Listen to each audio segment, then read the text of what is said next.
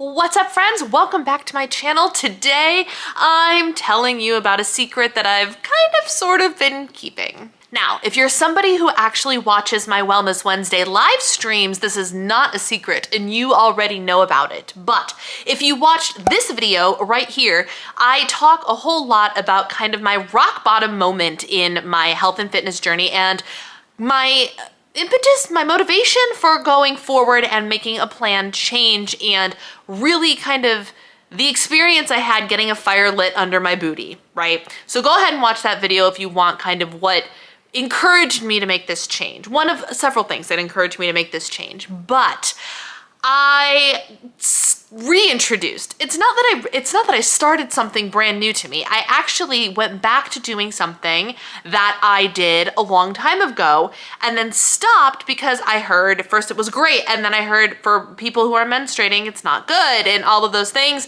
And I found a resource that recently came out that kind of cleared the air for me and essentially gave me permission to do it again.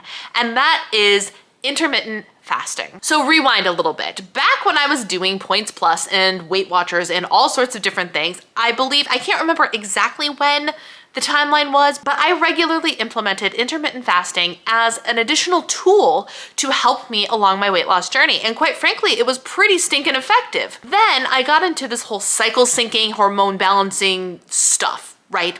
And with that, I was taught by the cycle syncing people, Alicia Vitti specifically, that for women who still get their periods, intermittent fasting is actually not good for you because it can mess with your hormones. And because I was leaning so heavily into this new information, in case you don't know me, I'm somebody who likes to kind of dive all in and go ham when I learn a new thing, right? If for better or for worse, call it a red flag, call it a character flaw, call it great, whatever you think it is, it's what I do. But because I was leaning so heavily into this cycle syncing thing, I immediately went, oh, intermittent fasting is just a tool that I can no longer use. Boo-hoo. And I kind of just let it be, right?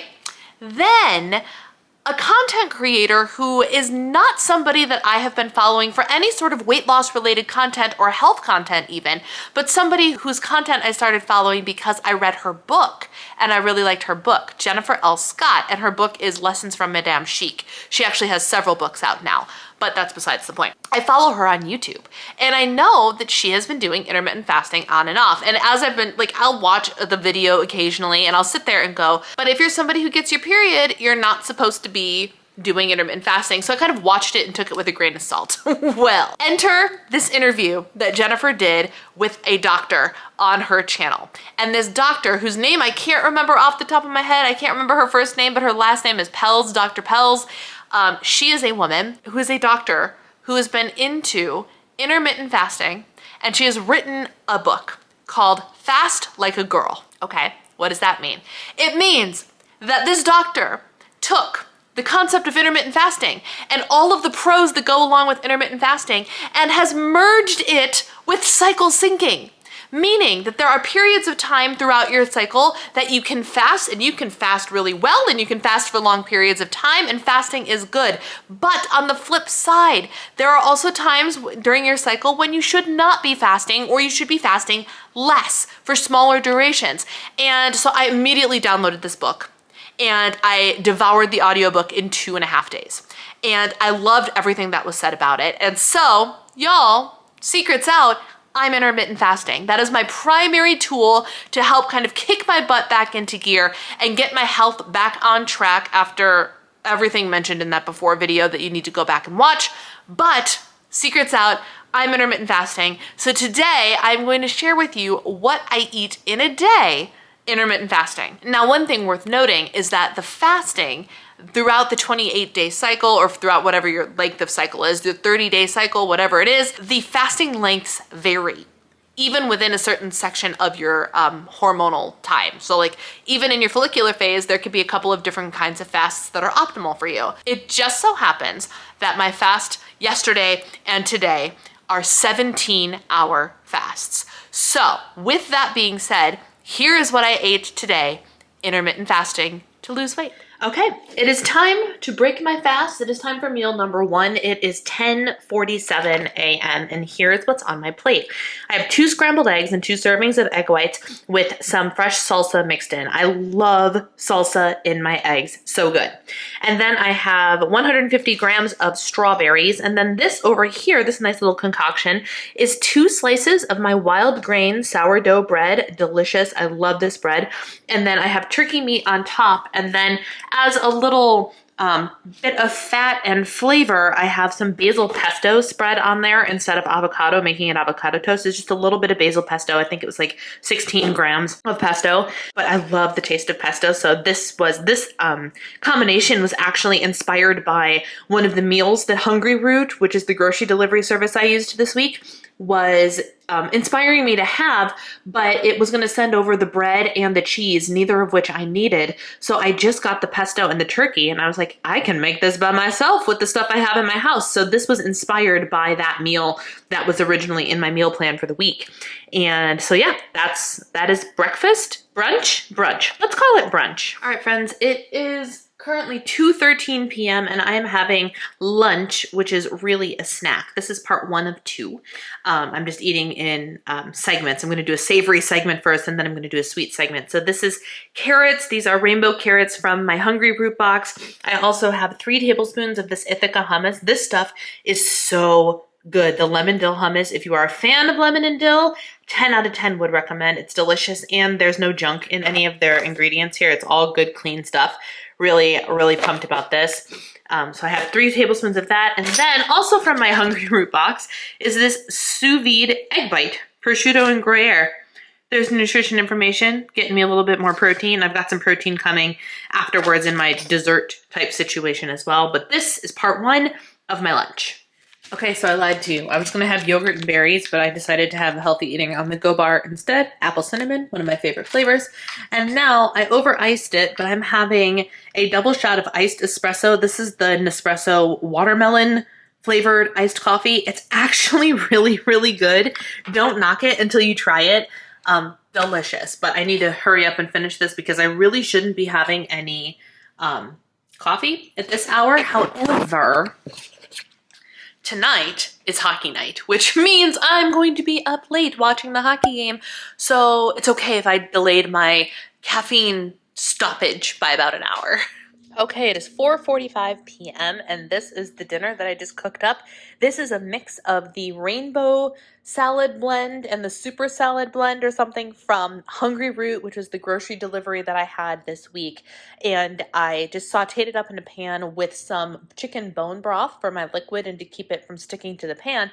And then at the very end, I added 2 tablespoons of the homemade miso dressing that I made, which is a recipe from a couple cooks. So I will link that down below. It is excellent if you guys like miso dressing. And then totally completely different flavor profile, but I don't even care. I have these butcher box chicken thighs that I had to use up. So I made Skinny Tastes lemon feta chicken, but I made it in the air fryer and with chicken thighs. So this is just seasoned with a little bit of lemon juice, garlic, oregano, salt, and then on the very top is a little bit of melted and crispy feta cheese. So stinking good. I've never had it before. It's absolutely delicious.